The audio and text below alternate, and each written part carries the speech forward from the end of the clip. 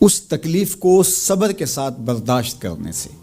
اگر وہ واویلا کرتا ہے، ناشکری کے کلمات کہتا ہے، تو تکلیف تو ختم نہیں ہوتی لیکن اجر زائل کر دیا جاتا ہے۔ تو اس لیے ہمیں ہر صورت کے اندر صبر کے دامن کو مضبوطی سے تھامنے کی تلقین کی گئی ہے، اور اہل ایمان کو یہ بھی سبق دیا گیا کہ جب انہیں کوئی بھی مصیبت پہنچتی ہے تو وہ کہتے ہیں انا للہ و انا الیہ راجعون، کہ ہم اسی کے ہیں اور اسی کے حضور پلٹ کے جانا ہے۔ تو یہ وہ امر ہے کہ جو ان کی طبیعت کے اندر ٹھہراؤ پیدا کرتا ہے اور ان کی زندگیوں کے اندر اللہ تعالیٰ جل شانہ پر جو یقین ہے اس کا پتہ دیتا ہے۔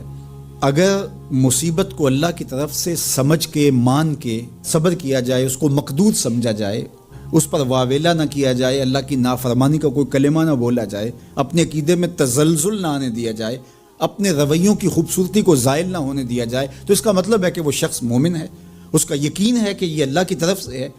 تو پھر اس کے یقین کے صلے کے اندر اللہ اس کو پھر ہدایت قلب کا چراغاں نصیب کرتا ہے۔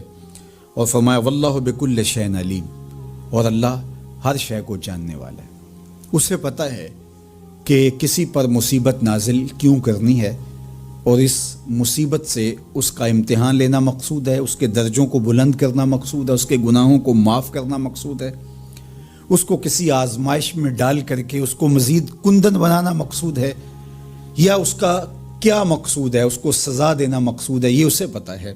تمہارا رب تمہاری طرف آنے والی جو تکلیفیں ہیں ان کے اندر ہزارہا پنہا حکمتوں سے واقف ہے۔ یہاں یہ بات بھی سمجھنے کے قابل ہے کہ جو شخص مصیبت کے آنے پر صبر اور استقامت کے ساتھ اس سے نپٹتا ہے اور اللہ پر جو اس کا یقین ہے اس میں تزلزل پیدا نہیں ہونے دیتا، کل من عند اللہ، اے محبوب فرما دیجئے جو کچھ ہے وہ تمہارے رب کی طرف سے ہے، یہ اس کا خیال اور فکر ہے کہ یہ میرے اللہ کی طرف سے ہے، تو پھر اس مصیبت کو ٹالنے والا بھی وہی ہے۔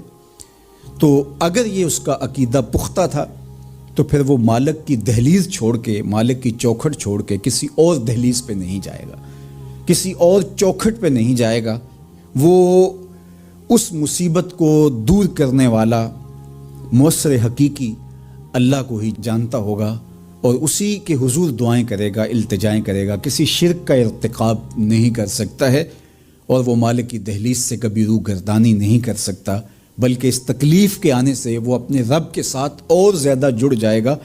اور اگر وہ صبر کرے تو یہ اس کا ایک مرتبہ ہے کہ وہ حوصلے کے ساتھ اس تکلیف کو برداشت کرے، اور دوسرا مرتبہ جو اس سے بڑھ کر ہے کہ اس پہ اللہ کی رضا کے سانچے میں اپنے آپ کو ڈھال لے کہ جے سونا میرے دکھ وچ راضی، میں سکھ نو چلے ڈاواں۔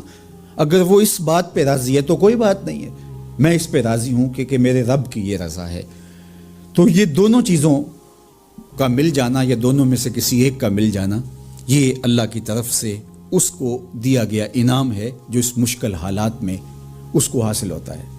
اب وہ کس کیفیت میں ہے اللہ تعالیٰ اس کو خوب جانتا ہے، کہ وہ اس پہ صبر کر رہا ہے یا اس کا اندر ڈول رہا ہے، اس کا عقیدہ کمزور تھا اور وہ کمزوری کے باعث جو ہے وہ تزلزل کا، تذبذب کا شکار ہو گئے، تو یہ تمہارا رب خوب جانتا ہے۔ تو تمہارے سینے کے اندر چھپی ہوئی کیفیت تمہارے رب کے علم میں ہے۔ حضور علیہ الصلوۃ والسلام نے فرمایا کہ مومن کا معاملہ بھی بڑا عجیب ہے، کہ اسے اگر تکلیف ہوتی ہے تو اس پر وہ صبر کرتا ہے، یا اسے خوشی ملتی ہے تو اس پر وہ شکر کرتا ہے، تو دونوں صورتوں میں اللہ اس کو اجر عطا کرتا ہے۔ اور یہ صرف شان مومن کی ہی ہے کہ وہ مصیبت پر صبر کرے، بلکہ فرمایا کہ مومن کے پاؤں میں کانٹا بھی چبھتا ہے تو اس کا بھی اس کو اجر دیا جاتا ہے، اس کے درجے بلند ہوتے ہیں، اس کے گناہ معاف کر دیے جاتے ہیں، اس کی خطاؤں سے درگزر کر لیا جاتا ہے۔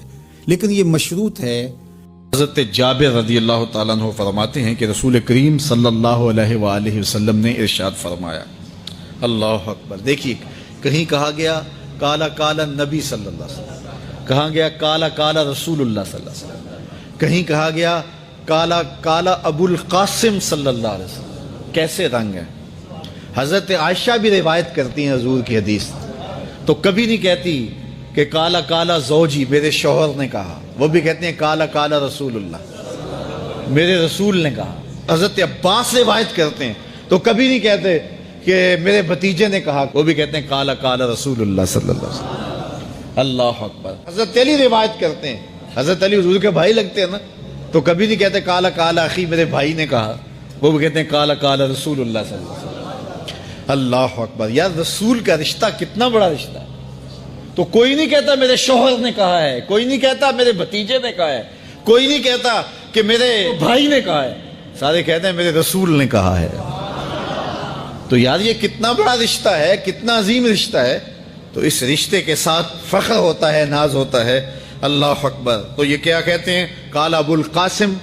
اب یہ کہتے ہیں قال قال رسول اللہ صلی اللہ علیہ وسلم, رسول کریم صلی اللہ علیہ وسلم نے ارشاد فرمایا, اردت علی النار, میرے اوپر جہنم کو پیش کیا گیا, میں نے جہنم کا ملاحظہ کیا. تو میں نے وہاں ایک عورت کو دیکھا, اس کی ایک بلی تھی, اس بلی کی وجہ سے اس کو میں نے عذاب میں مبتلا دیکھا.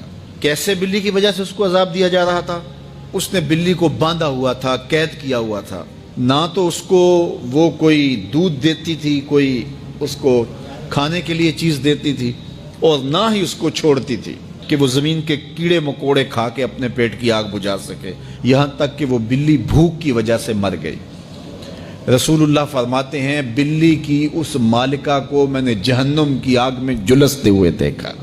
اور عمر بن عامر الخزائی, بنو خزاعہ کا شخص عمر, اس کو میں نے دیکھا اپنی انتڑیوں کو جہنم کی آگ میں دھکیل رہا ہے. اس کی انتڑیاں نکلی ہوئی ہیں اور جہنم کی آگ میں گھسیٹتی ہوئی اس کی انتڑیاں جا رہی ہیں. یہ پہلا شخص تھا جس نے سائبہ بنائے تھے, جانوروں کے کان چیر دیے اور بتوں کے نام پہ چھوڑ دیے. یعنی سب سے پہلے بت پرستی کا آغاز عرب میں کرنے والا بنو خزاع کا عمر بن عامر یہ تھا. تو اس کو میں نے حضور نے فرمایا دیکھا کہ یہ جہنم کی آگ میں جلس رہا ہے. چونکہ اب جتنے بھی لوگ بت پرستی کریں گے ان سب کا گناہ عمر بن عامر کے نامہ اعمال میں درج ہوگا. ان کو بھی گناہ ملے گا جو بت پرستی کرتے ہیں, اور چونکہ ایجاد اس نے کیے تھے, بت اس نے بنائے تھے, تراشے اس نے تھے, پھر اس کے بعد اس نے جانور بتوں کے نام پہ چھوڑے تھے, چڑھاوے چڑھانے کا انداز اختیار کیا تھا, لہٰذا اس کو جو ہے وہ گناہ پہنچتا رہے گا. تو کہا میں نے اس کو عذاب میں مبتلا دیکھا. تو اگر خیر کی بنیاد رکھو گے نیکیاں ملتی رہیں گی, کھاتے کبھی بھی کلوز نہیں ہوں گے. اور اگر برائی کی بنیاد رکھو گے قیامت تک اس برائی پر جو عمل کرتے رہیں گے اس کا گناہ بھی کھاتے میں پڑتا رہے گا. اللہ اکبر. تو ہمیں اچھائی کی طرح ڈالنی چاہیے, نیکی کی طرح ڈالنی چاہیے. آقا کریم علیہ الصلوۃ والسلام نے ایک موقع پر فنڈ مانگا تو ایک شخص نے اٹھ کر کے پیش کیا. تو جب اس نے پیش کیا تو اس کے دیکھا دیکھی دوسرے بھی کھڑے ہو گئے, دوسرے بھی پیش کرنے لگے. بعض کا سارے خاموش ہوتے ہیں, کوئی ہمت نہیں کرتا. تو ایک کھڑا ہوا تو اس کو دیکھ کے دوسرے بھی کھڑے ہو گئے. تب حضور نے فرمایا تھا من سنّا فی الاسلام سنتن حسنتن فلہ اجرھا, جس نے اسلام میں کوئی اچھا طریقہ رائج کیا اس کو اس کا اجر ملے گا. اور پھر اس کی دیکھا دیکھی جس نے بھی کوئی اچھا کام کیا اس کا اجر بھی اس کے اجر کی کمی کے بغیر اس کے کھاتے میں بھی داخل ہوتا رہے.